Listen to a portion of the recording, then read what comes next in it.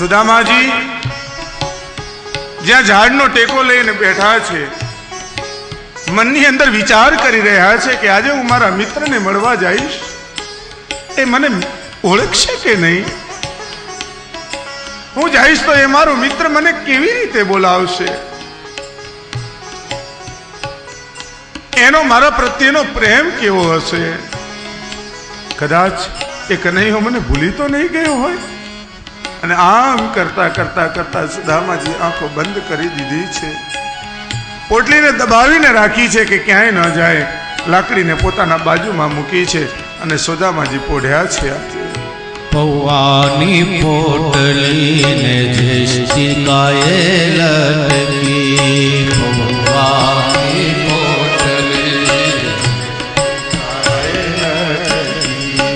મનમાં મનમોહનને મળવાની ચટકી, મનમાં મનમોહનને મળવાની જે ભાવ વિભોર બની જાય છે રે, ભાવ વિભોર બની જાય છે રે.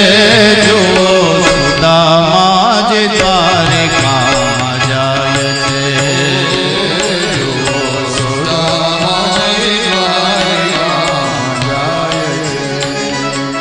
ઠાકોરજીનું સ્મરણ કરતા કરતા કરતા કરતા કરતા રાત આખી વીતી ગઈ છે. પ્રાતઃકાલ થયો, સૂર્યનું કિરણ સુદામાના ઉપર પડ્યું અને સુદામાજી જાગ્યા. ચાલો આગળ ચાલુ. અને આગળ ચાલતા જ્યાં 10 ડગલા 12 ડગલા 20 ડગલા ચાલ્યા હશે અને ત્યાં એક નગર દેખાયું. અને એ નગર દેખાતા આ વટે માર્ગો ચાલતા હોય એના કોઈનો હાથ પકડ્યો. ભાઈ, મારે દ્વારિકા નગરી જવું છે. હવે દ્વારિકા નગરી કેટલી દૂર છે? અરે ભાઈ, તમે દ્વારિકા નગરીના પાદરમાં તો છો પણ મારે કૃષ્ણના મહેલમાં જવું છે.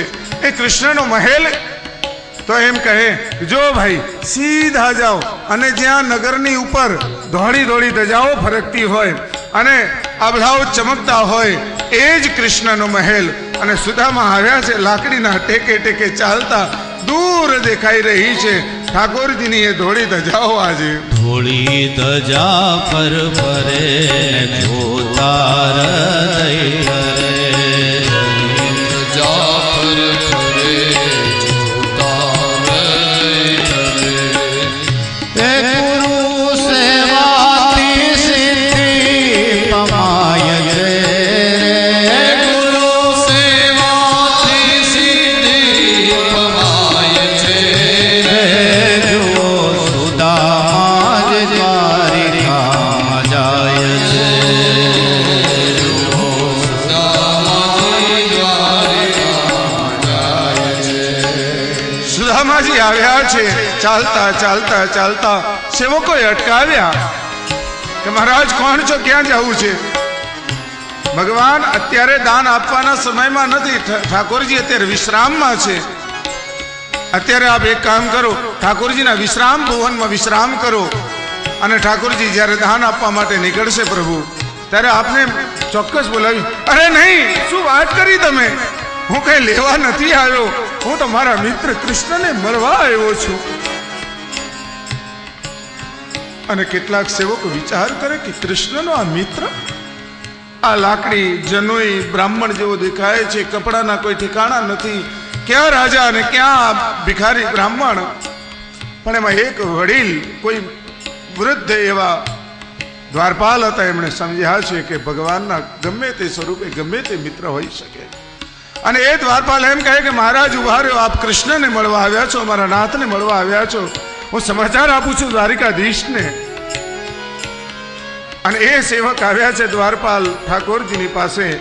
રાધા રૂકમિણી પોતાની રૂકમિણી રાણીની સાથે પ્રભુ ઝૂલે ઝૂલી રહ્યા છે. અને એ સમયે આવી અને દ્વારપાલે સમાચાર આપ્યા કે દ્વારિકાધીશ કી જય હો, મહારાજ કી જય હો.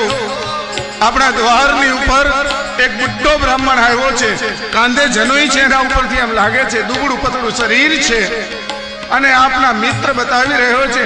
નામ કઈ કહેતો તો શું અને ત્યાં ભગવાન ત્યાંથી ઉભા થયા તો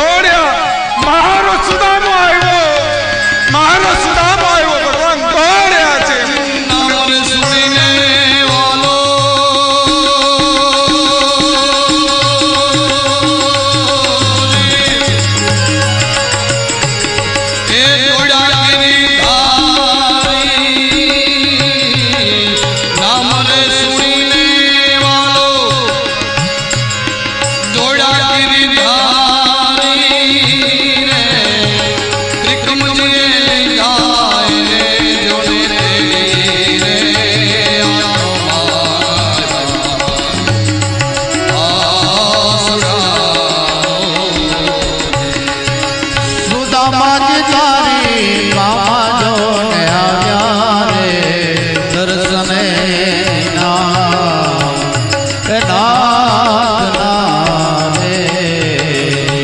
મારો સુદામા કરતા આવી ઠાકોરજીએ સુદામાને ઉચકી લીધા અને લઈ આવ્યા છે પોતાના મહેલની અંદર.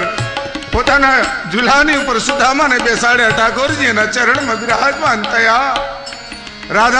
પોતા રાણી રૂકમિણી આ પવિત્ર બ્રાહ્મણ આવ્યો છે, લાવો એના ચરણ પ્રક્ષાલન કરીએ કરતા એક રાણી જાય છે પરાત શોધવા માટે, બીજી રાણી જાય છે જલને શોધવા માટે. અને અહીંયા ઠાકોરજી સુદામાના ચરણની ચંપી કરી રહ્યા છે. સુદામાના ચરણને દબાવતા દબાવતા દબાવતા દબાવતા ઠાકોરજીના શ્રી હસ્ત પહોંચ્યા છે આજે સુદામાના પગના તળિયે. અને પગના તળિયે જ્યાં ઠાકોરજીએ જોયું તો સુદામાને કેવું કષ્ટ પડ્યું હશે. કાંટા વાગ્યા છે, હાથથી કાઢે ન નીકળે. ઠાકોરજી પોતાના દાંતથી એક એક એક એક કાંટા કાઢી રહ્યા છે. ઠાકોરજીના નયનની અંદરથી અશ્રુની ધારાઓ થવા લાગી. देख सुदामा की करुणा निधि रोए, पानी परात को हाथ छुयो नहीं, नैनत के नीर सुदामा के पैर धोए. पानी परात ने हाथ स्पर्श નથી કર્યો ઠાકોરજીએ. પોતાના નયનના નેત્રથી ઠાકોરજી સુદામાના પાદ પ્રક્ષાલન કરી રહ્યા છે. અને ત્યાં રાણી રૂકમિણી વગેરે જલ લઈને આવ્યા છે. અને ઠાકોરજીના હસ્તે થઈ આજે સુદામાના પાદ પ્રક્ષાલન થઈ રહ્યા છે.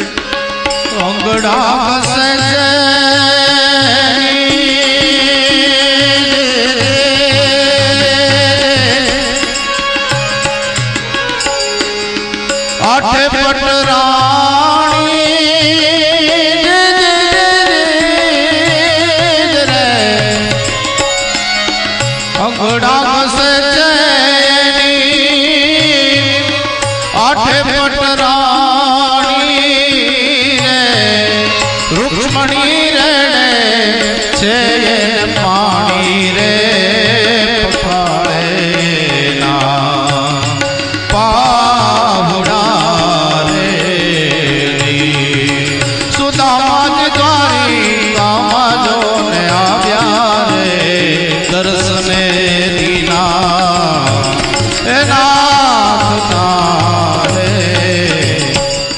સુદામાજીને સ્નાન પાન કરાવ્યા છે, ભોજન વાળું કરાવ્યા છે.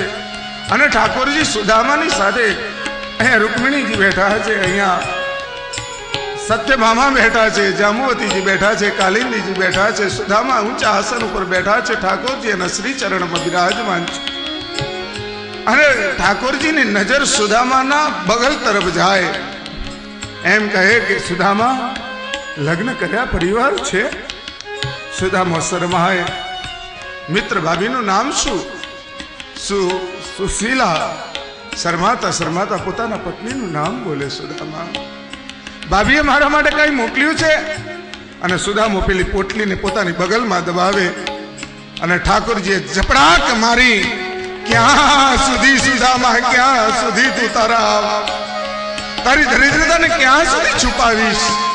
ઠાકોરજીએ પોટલી લઈ લીધી અને એ પોટલીની એક ગાંઠ છોડે અને પૂછે, સુદામા યાદ છે તને આપણે જ્યારે નાના હતા ગુરુકુલમાં અભ્યાસ કરતા હતા અને એ સમયે આપણે કાષ્ટ વીણવા માટે ગયા હતા? પાછી ગાંઠ ખોલી. પછી યાદ છે સુદામા તને ત્યાં આપણે વરસાદ આવ્યો અને આપણે ઝાડ ઉપર ચડી ગયા, બીજી ગાંઠ છોડી. સુદામા તને એ વાત યાદ છે? આપણને ભૂખ લાગી હતી, વીજળીના કડાકા થતા હતા અને મેં તને પૂછ્યું ગુરુ માતાએ કંઈ ખાવાનું આપ્યું છે? સુદામાએ બીજી ગાંઠ ખોલી ભગવાને. એમ કરતા કરતા એક એક પ્રશ્ન સુદામાની દરિદ્રતાના જે કારણો હતા ને એક એકને યાદ કરાવે મારો નાથ. અને છેલ્લી ગાંઠ છોડતા એમ કહે કે મેં તને એમ કહ્યું હતું કે સુદામા મને ભૂખ લાગી છે, તારી પાસે કંઈ હોય તો આપ. અને તે એમ કહ્યું હતું કે ના મારી પાસે કાંઈ નથી. અને મેં પૂછ્યું કે તો તારું મુખ કેમ હલે છે? ત્યારે તું એમ બોલ્યો કે એ તો ઠંડીના કારણે દાંત ખકડે છે. ખરેખર સાચું બોલ, તું ચણા ચાવતો હતો ને? ચણા ચાવતો હતો આ વાત જ્યાં બોલ્યા અને ઠાકોરજીએ ગાંઠ ખોલી કબૂલાત કરી સુદામાએ પોતાના ભૂલની એની દરિદ્રતા દૂર થઈ ઠાકોરજી એક એક મુઠ્ઠી પર આરોગવા લાગ્યા સુદામાના શ્રી મસ્તક ઉપરની ઉપર ઠાકોરજી હાથ ફેરવ્યો અને મસ્તકમાં લખેલું હતું શ્રી ક્ષ અને ય ઠાકોરજી હાથ ફેરવી અક્ષરોને ફેરવી નાખ્યા અને લખી નાખ્યું યક્ષ શ્રી સુદામાના જીવનની અંદર યક્ષની સ્ત્રીનો પ્રાપ્ત ઠાકોરજી એક મુઠ્ઠી પૌવા આરોગ્ય વિશ્વની સંપત્તિ આપી છે બીજી મુઠ્ઠી પૌવાએ ઠાકોરજીએ પોતાનું સર્વસ્વ સમર્પણ કર્યું